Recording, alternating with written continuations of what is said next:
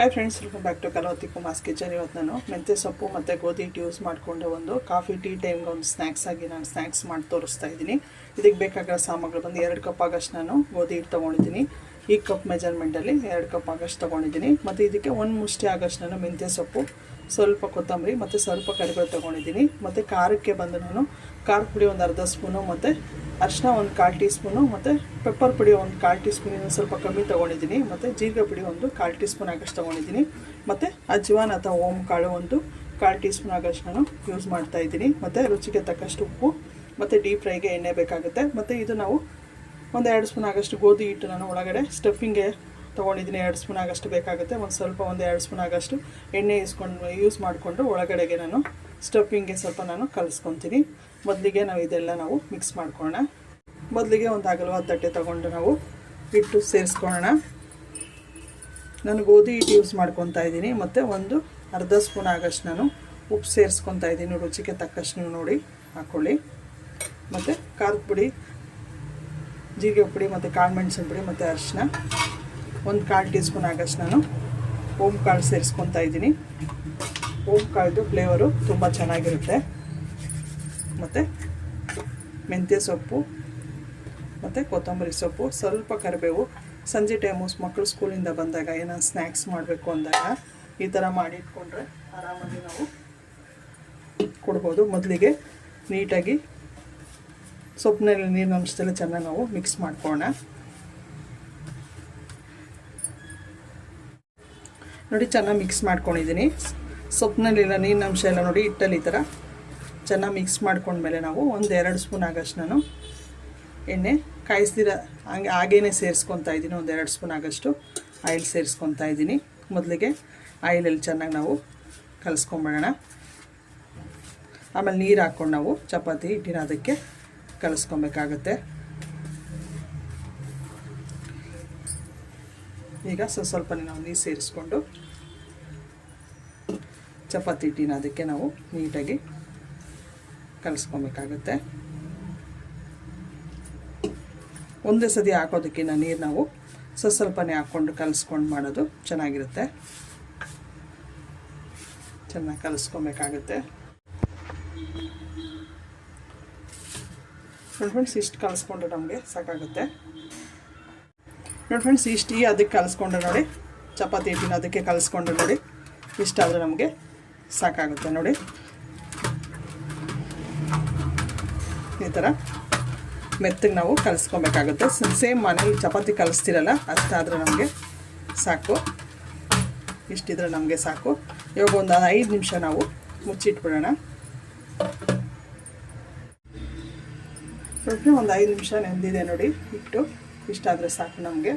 ಇವಾಗ ಇದನ್ನು ಸೈಡಿಗೆ ಇಟ್ಕೊಂಡು ಮೊದಲಿಗೆ ನಾವು ಚಪಾತಿ ಮೇಲೆ ಸಾಣೆ ಅಂತಾರಲ್ಲ ಸ್ಟಫಿಂಗ್ಗೆ 2 ಸ್ಪೂನ್ ಆಗಷ್ಟು ನಾನು ಗೋಧಿ ಹಿಟ್ಟಿಗೆ 2 ಸ್ಪೂನ್ ಎಣ್ಣೆ ಹಾಕ್ಕೊಂಡು ನಾನು ಕಲಸಿಟ್ಕೊತೀನಿ. ಒಳಗಡೆ ನಾವು ಕೋಟಿಂಗ್ಗೆ ನೀವು ಎಣ್ಣೆ ಬದಲು ತುಪ್ಪನೂ ಹಾಕ್ಕೊಬೋದು. ನಾನು ಎಣ್ಣೆ ಸೇರಿಸ್ಕೊತಾ ಇದ್ದೀನಿ.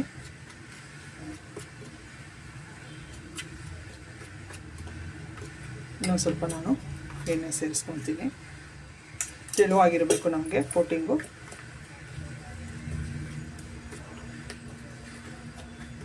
ಪೀನಟ್ ಬಟರು ಅದಕ್ಕೆ ನಾವು ಕೋಟಿಂಗ್ ನಾವು ರೆಡಿ ಮಾಡ್ಕೊಬೇಕು. ನೋಡಿ ಇಷ್ಟಾದರೂ ನಮಗೆ ಸಾಕಾಗುತ್ತೆ. ಕ್ರಿಸ್ಪಿನೆಸ್ ಬರೋದಕ್ಕೆ ನಮಗೆ ಇದು ಹೆಲ್ಪ್ ಆಗುತ್ತೆ.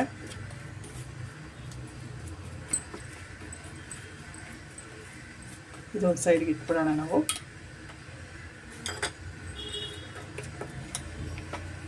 ಇವಾಗ ನಾವು ಉಂಡೆಗಳು ಮಾಡ್ಕೊಳ್ಳೋಣ. ನಿಮ್ಮ ಸೈಜ್ ಎಷ್ಟು ಬೇಕಷ್ಟು ಉಂಡೆ ಮಾಡ್ಕೊಬೇಕಾಗುತ್ತೆ. ನಾನು ಮೀಡಿಯಮ್ ಸೈಜು ಮಾಡ್ಕೊತೀನಿ ನೋಡಿ.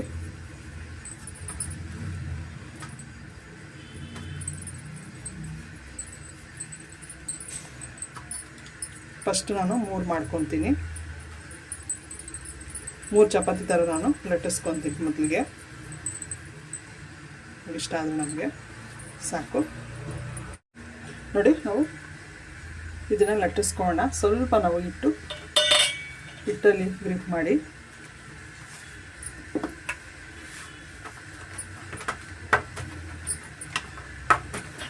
ತೆಳುವಾಗಿ ನಾವು ಲಟ್ಟಿಸ್ಕೊಬೇಕಾಗುತ್ತೆ.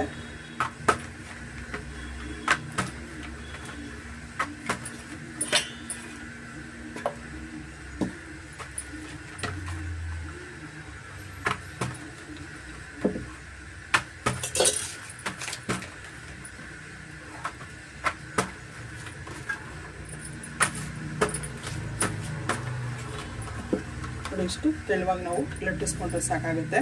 ನಾನು 3 ಲಟ್ಟಿಸ್ಕೊತೀನಿ ಈಗ. ನೋಡಿ ಫ್ರೆಂಡ್ಸ್, ನಾನು 3 ಲಟ್ಟಿಸಿಟ್ಕೊಂಡಿದ್ದೀನಿ ನೋಡಿ. ಇಷ್ಟು 3 ಈಗ ನಾವು ಒಂದೊಂದೇ ನಾವು ಮೊದಲಿಗೆ ನಾವು ಮಾಡಿಟ್ಕೊಂಡಿದ್ದೀರಲ್ಲ ಗೋಧಿ ಹಿಟ್ಟು ಮತ್ತು ಎಣ್ಣೆ, ಅದರದ್ದು ಬೈಂಡಿಗೆ ನಾವು ನೀಟಾಗಿ ಎಲ್ಲ ಕಡೆನೂ ಸವರ್ಕೊಬೇಕಾಗತ್ತೆ.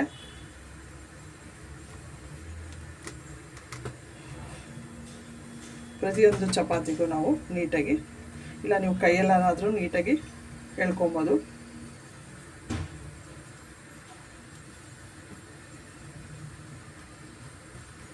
ಈ ಥರ.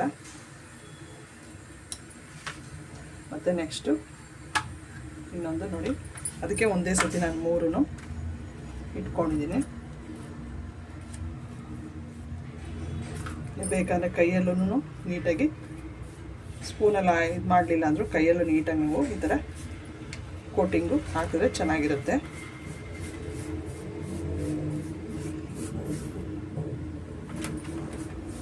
ಇವಾಗ ಇನ್ನೊಂದು ನಾನು ಸೇರಿಸ್ಕೊತಾ ಇದ್ದೀನಿ.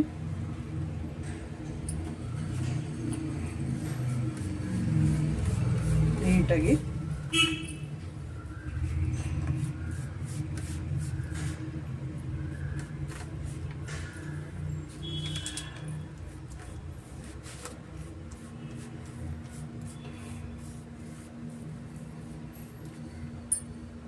ಫ್ರೆಂಡ್ಸ್ ಆಗಿದೆ. ಇವಾಗ ನಾವು ಇದನ್ನು ರೋಲ್ ಮಾಡಬೇಕಾಗುತ್ತೆ. ನೀಟಾಗಿ ರೋಲ್ ಮಾಡ್ಕೊಳ್ಳೋಣ ನೋಡಿ. ಈ ಥರ ನಾವು ರೋಲ್ ಮಾಡ್ಕೊಬೇಕಾಗುತ್ತೆ.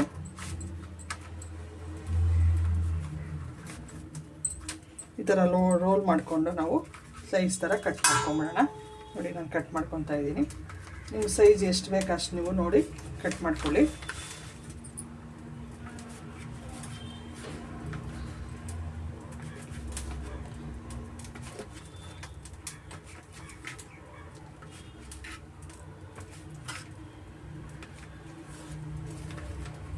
ನೋಡಿ ಕಟ್ಟಾಗಿದೆ.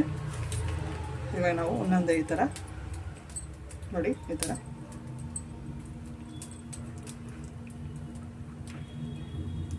ಲೇಯರ್ ಬರುತ್ತೆ ನಮಗೆ.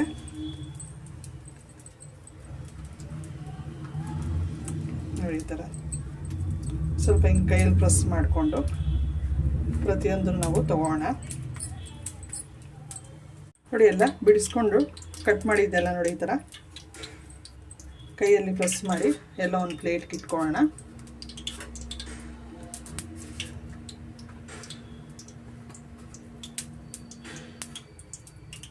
ಈಗ ನಾವು ಒಂದೊಂದೇ ತಗೊಂಡು ನೋಡಿ ಇಷ್ಟೇ ನೋಡಿ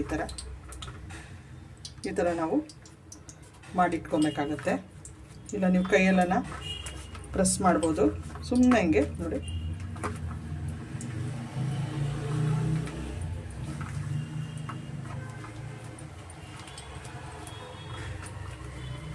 ಈ ಥರ ಮಾಡ್ಕೊಬೇಕಾಗತ್ತೆ. ನಮ್ಗೆ ಲೇಯರ್ ಬರುತ್ತೆ ನೋಡಿ.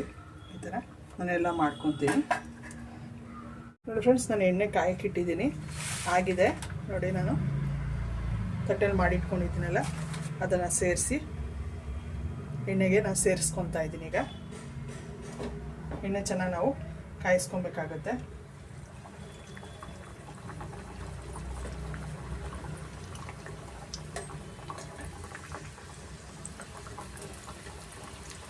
ನೀಟಾಗಿ ಅದು ಮೇಲೆ ಬರುತ್ತೆ.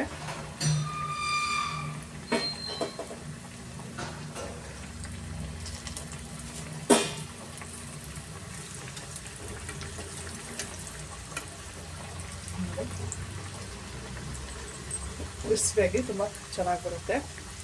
ಮೀಡಿಯಮ್ ಫ್ಲೇಮಲ್ಲಿ ನಾವು ಚೆನ್ನಾಗಿ ಬೇಯಿಸ್ಕೊಬೇಕಾಗುತ್ತೆ ನೋಡಿ. ಫ್ರೆಂಡ್ಸ್, ರೆಡಿಯಾಗಿದೆ.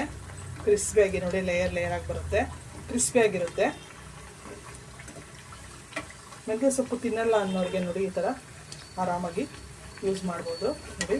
ಆಗಿದೆ, ಕ್ರಿಸ್ಪಿಯಾಗಿ ನೀಟಾಗಿ ಬರುತ್ತೆ. ಇವಾಗೊಂದು ನಾವು ಟಿಶ್ಯೂ ಪೇಪರ್ ಮೇಲೆ ಸೇರಿಸ್ಕೊಂಬಿಡೋಣ.